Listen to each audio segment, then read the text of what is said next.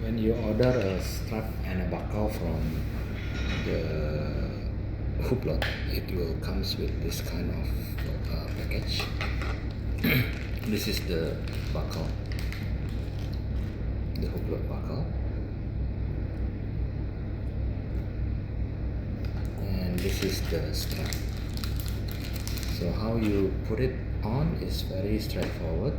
It has the pin, and you just align with this one, and you will be pinpointed in here. So this is Hublot name, and this is the calf or the crocodile skins, and this will be at the back of the rubber one. So just put it in here, and it has a pin jacket, a pin inside.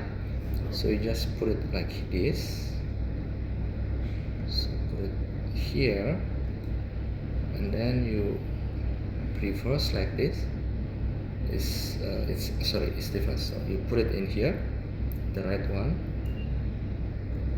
Okay, and then put it like this, and you just until it sounds clip.